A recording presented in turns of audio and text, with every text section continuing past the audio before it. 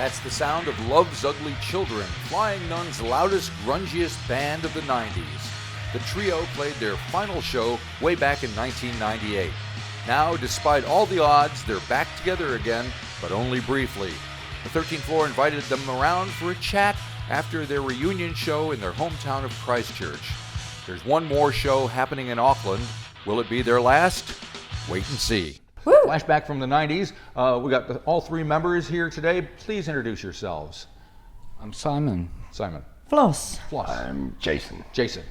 Hey, Jason, you got the voice. Yeah, apparently so. I got it from my mum. Okay, I don't want to go there. Very good. Well, thanks for coming down and doing this. This is the day before your big show at the Mother Load, is it? Mothership. Mothership, Yeah. That's the one. I always keep calling it Mother Load. But you've already done one. So originally when you were doing this reunion thing, it was just one show, and now it's two. What happened? Tell me how that turned into that. It was very organic, actually.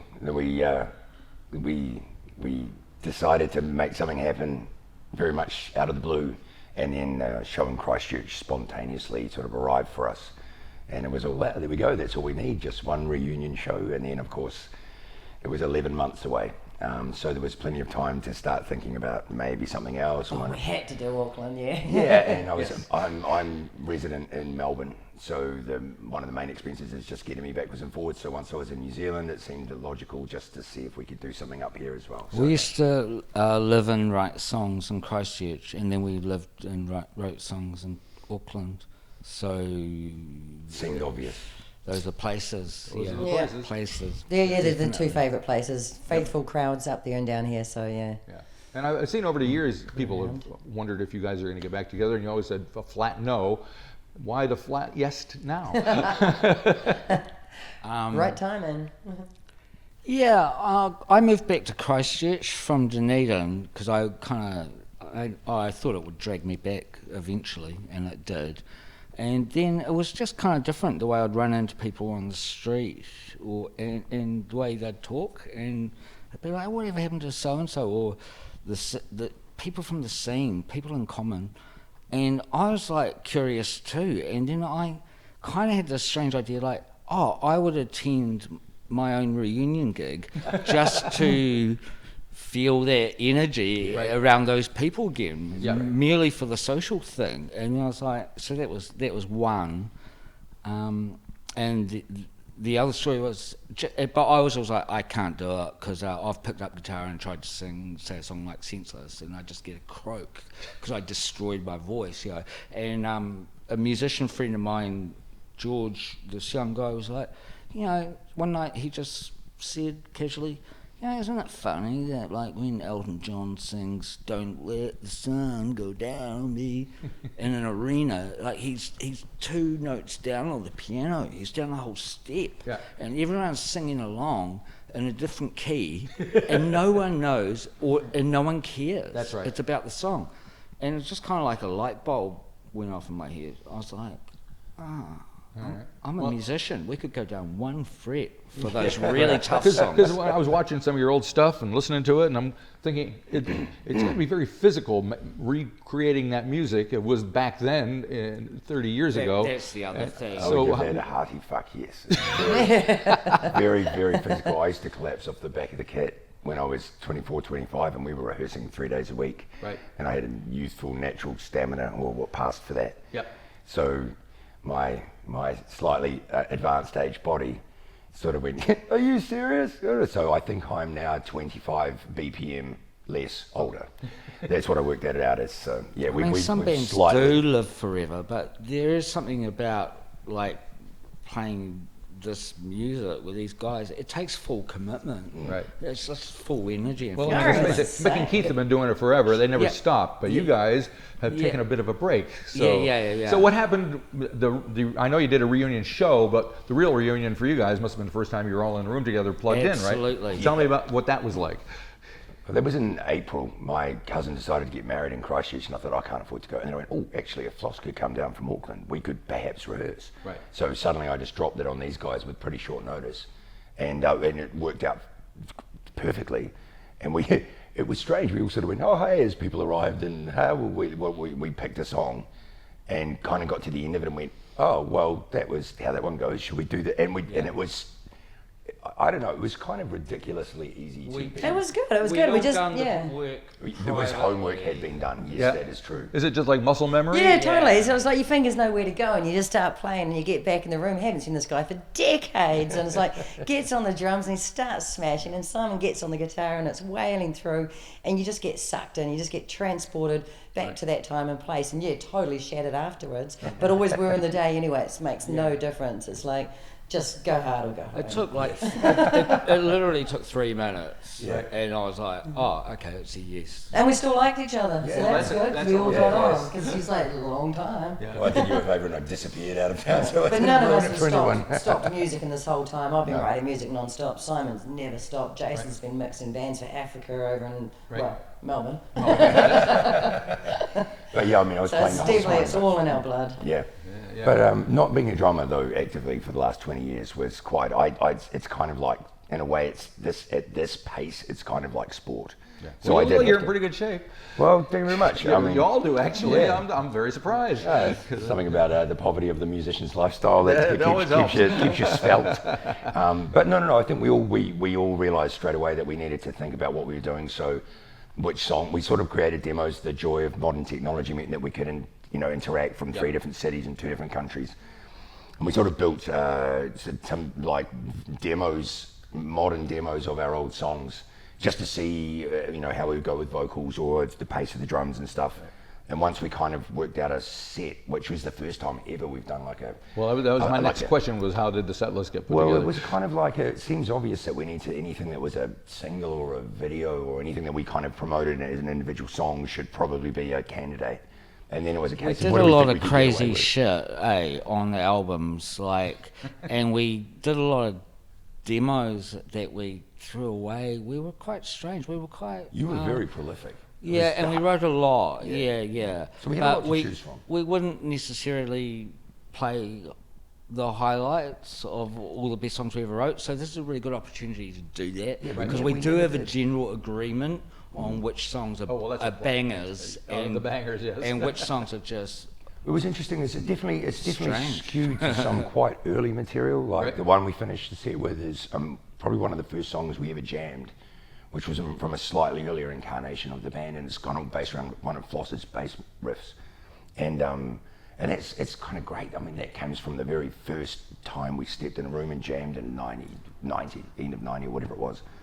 And and right through to the last stuff that was released as videos and things. So, but I mean, there's we should play this or that, and then I actually listen to it and go, yeah, no, that's not going to happen, sort of thing. But we did a set off, and when we were doing this rehearsal, and we Simon and I, we both wrote sets without seeing what we were doing, and it was amazing how tightly they lined up. There was a little bit of, but the core of the set was all, and there we go. So we didn't even have to think about that for 5 months. And then what happened when you actually played in front of the people?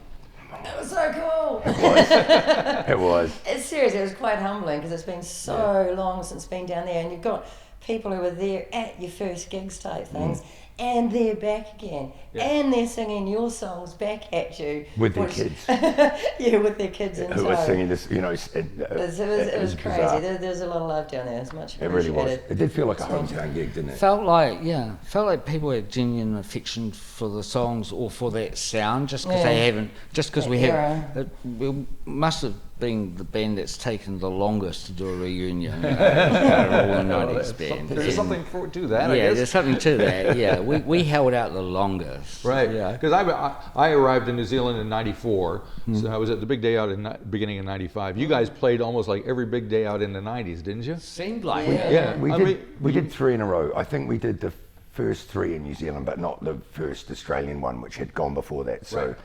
So yeah, maybe with 95, 96, 97, or we did 94, 95, 96. Probably. It opened up a lot of doors doing that, and then got support for Foo Fighters, and then you played with Ministry, and then went out drinking with Ministry, and it was kind of like... Right, and you were like doing the big day out and then playing the Power Station the next night with somebody, right? I think we did Ministry. That was how we did Ministry, I think, I'm pretty sure. And that was fun. That was pretty intense. And what was it like backstage at those big day out? Because we can only imagine. Well, that's back when you used to get the passes and you're allowed to be on backstage with all the big bands, and you could just hang out there and listen, and no one told you to go away. It's like, drink up, have fun, annoy the famous people. Totally. Oh, good. Who did you annoy the most? I can't remember which is both good and bad. Yeah, probably. It was all a bit of a blur. I remember the first big day out that we played a festival in the west coast of the South Island the night before, right. and driven overnight, and then final day, and we played underneath the back. It was the smaller stage on the whatever, but our half-hour set took 23 minutes. Right. And it was, the day was a complete blur around it as well. I've got these bizarre memories of moments. And we didn't miss any songs, we just it just went through. Yeah, so adrenaline was all that was left by that point, I think. Yeah. And so, I mean, it all just, I mean, to be honest, man, it starts to mesh together, the memories from 3 decades ago. Yeah, I'm sure. And it wasn't exactly like we were doing it completely, right. you know. If you remember, you're probably doing it wrong. Well, yeah, and also no one had cameras. We've got so little footage from that time. We haven't been able to wallow in our memories in that regard. And so it really does go into your memories. And it is cool to play again for that reason, that we're not documented live. And personally, I always felt like, I was always disappointed with the recordings because I was like, that's not what we sound like. It just doesn't feel the same, you know. So was it weird the other day? Were people holding their phones up and doing all that? You know, I didn't see a whole lot of that. It wasn't like just a sea of phones. Right. I think people wanted to experience it for real, figuring that chances are the imagery and stuff would float outwards and they would be able to garner it. But it seemed like people were there to be in it. Cool. We've got heaps of footage from a friend, Hector Hazard. Yeah. And we've got good audio, so there you go. We'll see. Maybe live album. Who knows? Who knows? Well, it's very much going to come down to how we feel on Friday morning after the gig on Thursday night. Gotcha. And if all goes well, then I guess we start talking about what comes next. And if all goes poorly, we go, see ya. I'll be great. We're still rock. I'm not bothered. But, it's friends, it's mates. It'd be such cool people there. But yeah, it's just a case of like, well, we thought we were going to do one gig, now we're doing 2 gigs, so it's just let's just organically see what flows. And I like the sound of that. Yeah. Now, before we were on the camera, I was asking about this Head South film, which is about the Christchurch scene a bit before you. But what made me think of it was I was watching the video that you guys made for Personal World, and it was shot in a record store, and there's like a record store as part of that film and that whole thing. Yeah. So I had so many questions about the records. I see somebody was holding up a Human League album. Yeah. Simon's Secret. Because It was in Auckland. I really liked that Human League album. I think it was at Real Groove. Yeah, it was real groovy. Yeah, Real Groovy. Yeah, I'm pretty sure. Yeah, I just thought it was ironic. I just think there's an interesting kind of, just a little flip of what people might expect that you like if you're playing kind of. It's like, I really like that. I really like that Human League album. But overall, your sound was a lot harder than especially a lot of bands that were signed to Flying Nun at the time. Yeah. What did the record label think of you? They hated us. I think they really wondered what to do with us once they realised they signed us. I'm not sure. We were. They never quite knew where to put us. Honestly, not quite. I did want to play the game and make a good sonic pop record, possibly a shoegaze record, or something akin to a Belter Space record, the melodic moments, But I always had the idea that bands should release a couple of shit records, with some good songs on it, and that if it's punk as fuck, that never dates, and it means you weren't selling out, and then you'd be forgiven on record 3, if you sucked, or you'd be celebrated if you transitioned, But you forgot to tell me that. That just seemed to be what bands did that I liked, But so do you feel like you got a fair shake from the media, from other labels, from other bands at the time? We got a lot of support. Yep. You did recording to London, got seen over there, and Charlotte's tours. I think the general vibe was that we weren't really stepping on anyone's patch. Yeah. So we were all right to be around or, have around gigs and stuff, and we were kind of filling in a little slot that, especially on Flying Nun, wasn't being filled at all, and maybe expanding it open a bit. But of course we ran into the same moment in the industry, and as the 90s progressed, everything changed. Yep. And I mean, Flying Nun was suddenly a part of Festival Mushroom and so on, and if people kind of drop away and the people that were excited about you have already moved away to somewhere else, and people coming in, they've got their own things, and it just moves and changes. We did go to London for 3 months, and Roger Shepherd was kind of doing a Flying Nun thing there, and I think he might have wondered what was going on when we turned up, and he went, "Whoa, okay, this is kind of These guys on my label? where's you know?" It's like, well, you know, everything has to move and change. We are not trying to be a jangle pop band from Dunedin from 10 years earlier. What's the point of that? That seems kind of the 90s But were a that different jangle scene. pop moniker, it's not even fair really, because there's a lot of harsh music and a lot of psychedelia and weirdness. Yeah, I mean, I wouldn't call JPSC Flex jangle pop or anything. You know, the stuff that made me go, "Whoa, I kind of like this." You know? Oh, and I have to ask you about the tour you guys did in Australia with Garageland and King Loser. That sounds like a killer, man. Jesus Christ, yes, Have you seen the film about King Loser? Sorry? No, you got to see the King Loser doco. That's, No. that's essential. Oh yeah, totes. Yeah. Oh, Andy well, made it. No, we totally lived through that. And they got out the other side. Yeah, I mean, that tour's hilarious. and it's amazing that there's no footage from that tour. No, nothing. either. I've got like 2 photos or It's something. just from a that whole hidden thing. check. Put it this way, you had Yeah. 2 vans, so everyone had to get into 2 vans. So you had all of King Loser and all of Lug's Ugly Children in one van, and all of Garage Band in another van. They kind of had their pillows, and we were very good boys and girls. Yeah. We not so much. No. We're with King Loser. They're a bad influence. Yeah. Oh, we were the good one. We were the No. good people in our band. We didn't have a choice. King Loser made that move at the very start. Yeah, They were that's like, right, we're that's not going in the van with those guys, so you guys are our mates. You know, what were you going to do? You know? No, you know, they're traveling with like It- portable record players and stuff. It was pretty cool. That's I fun. like that. Yeah. And because the 3 bands don't really sound anything alike. No. So what did Australian audiences think of you guys when Yeah, because they'd they were swap around confronted the with order. it? We swapped played the bill first, around second, every and time. third, Yeah. and then it started amalgamating into just one big mess. It seemed, I mean, But it did go down okay, well, but yeah. we were playing. you It know, was interesting, like when you went from place to Yeah, place, that's what the I was gonna audience say. would appreciate a different.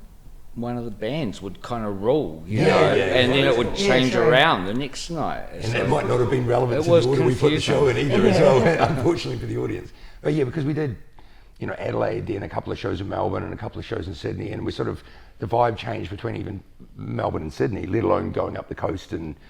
But it was a great experience. It was hard. It was a hard bit of touring. We started off with an overnight drive. And so basically everyone was shattered from the first day, you know, which was a pretty crazy way to have set it up. But Celia had never seen us before, and after the first gig, because you know, Celia can say things, right? yeah.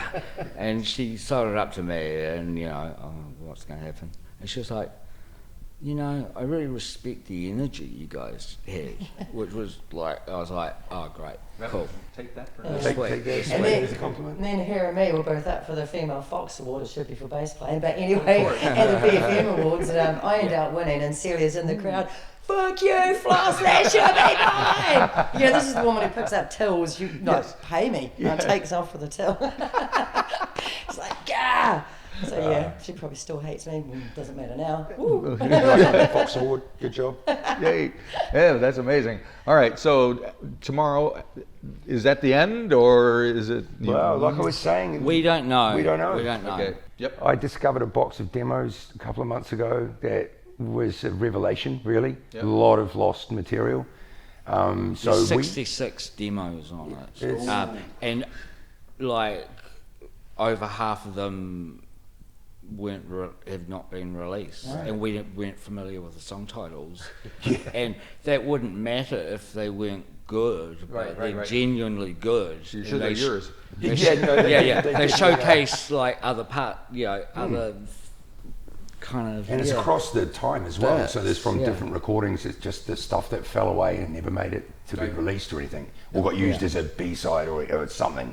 So there's you know, it's Because it's grist not for the mill, necessary you know, that I you would see. like it, because I'm up and down on various things we do, but there's a body of work that is like decent. I Yeah, reckon. That's so- why we're playing. Yeah. So we're sort of focusing on stuff that already is extant for what we're doing now. But then it's like, well, and now what we can't come and do a best of set for a couple of years seems pointless. So this is kind of, well, if we can pull this off and convince ourselves and convince some people and get some support, how about giving us some money and some help?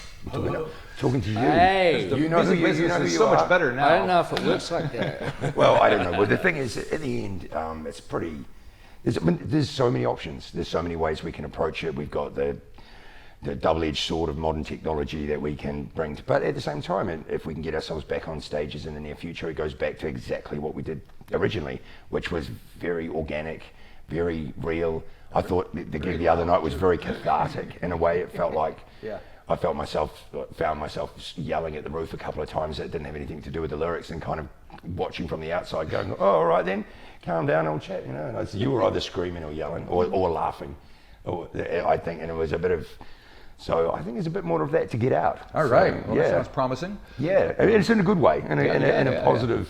Well, I'm looking forward to seeing the show tomorrow night now. Yeah. It's going to be exciting. All righty. Well, guys, thanks for taking all this time. Marty, hanging our out pleasure. Up here, 13th floor. It's 13th floor, it's blast. great. What a blast up here. Thanks so much for having us on. Well, good luck with everything. Thanks Hope so to see much. you again Thank sometime. you. All righty, cheers, bye.